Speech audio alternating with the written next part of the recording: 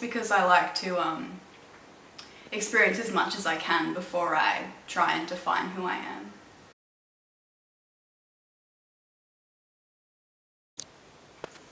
Hi, my name is Natasha. I'm 19 years old. I study environmental science, and my biggest passion is making a big impact on people and as small as possible impact on the environment. How do you feel about being here today? I feel good about being here today because I've been looking for a reason to open up about self-love, body image and mental illness stigma. So I think this is a really important project, even if people aren't ready to open up about this. Why do you think it's important to be able to be open and be yourself? I think it's important to open up about this so that you can thrive without the expectations of others and without comparing yourself to others. What makes you different?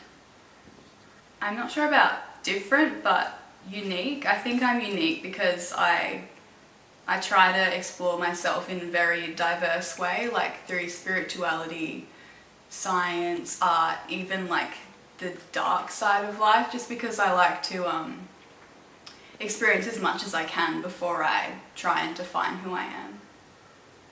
Why do you think it's hard for people to be able to fully express themselves? I think in this day and age, the current society and what's happened in the past, people with abstract minds that are too intelligent for society to handle and just who are unique, they've been kind of shunned or even feared. So we're still in that kind of era where people are afraid to be different because they're afraid of being neglected or outcasted and abandoned. And even though it's getting better, I think people do really need that push to be able to show themselves who they are, however unique, however different. Yeah. The sad part is I don't think it really happens to me on a daily basis, which I'm still trying to work on, but when I do, self-love to me looks like accepting myself,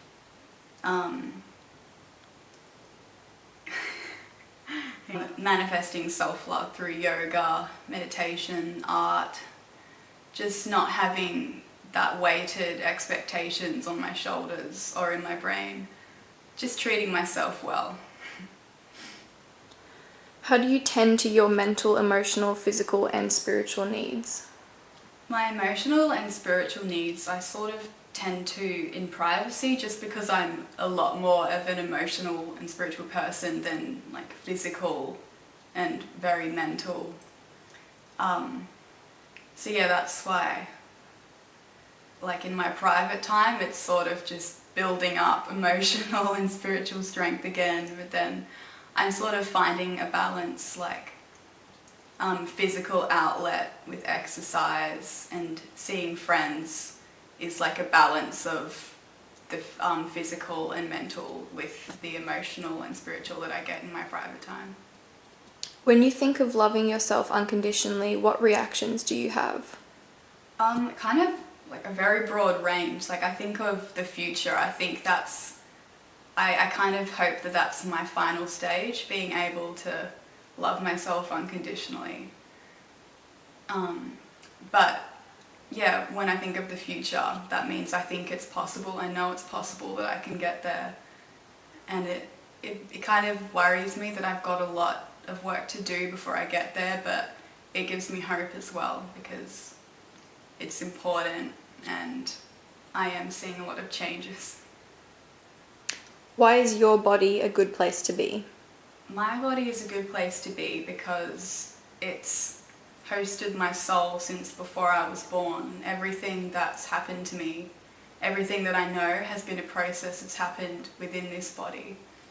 And the same as everything that will ever happen. So it's a good place to be because it's a unique place to be for every person. What is your favourite thing about your body and what is your least favourite thing about your body?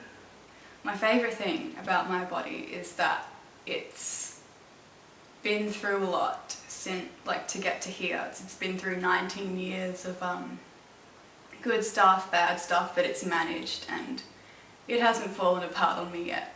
Even though it's strong and has handled everything, it's still really sensitive to things like the heat and the cold, and I have lots of food allergies and get lots of little minor illnesses, but yeah, I think I can manage it. The next section is sharing your story, so you can be anything you want to talk about. I had a really good childhood. Like, I went camping a lot, travelling around Australia with my family, so I grew up with like appreciating nature, wanting to help preserve it, just finding myself with the freedom of being outdoors.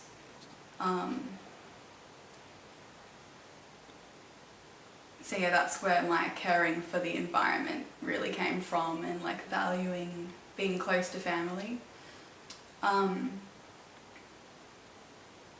About 4 years ago, I began to suffer from depression, which was a terrible thing to go through, especially since I was the kind of person that people would look at and be like, oh, she's doing so great, getting the best grades, got a really successful looking future and career. So yeah, I just thought that it wouldn't be valid, me going through depression when everyone else seemed to think that I was doing like the best out of life and getting everything that I wanted.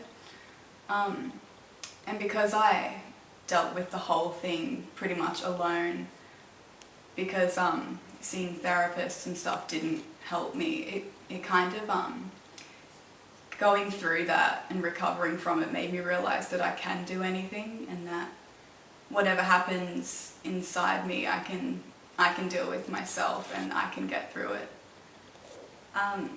Currently, I've been struggling with an eating disorder for about half a year, and this time through mental illness has been a lot different from my journey through depression, because this one, I think there is still a lot of stigma surrounding eating disorders, and people don't understand why it has to be linked to food and stuff like that. But I think because this one is a lot more difficult, I think this journey will be the real eye-opener and like the real gateway to like my journey to self-love and acceptance, unconditional love, yeah. Finish the sentence. I am most happy when... I am most happy when I am balancing my wants and my needs. I am most confident when... I am most confident when I have accepted how I look and how I feel. And I'm most vulnerable when... I am most vulnerable when I'm not using my wisdom and my rationale. Thank you.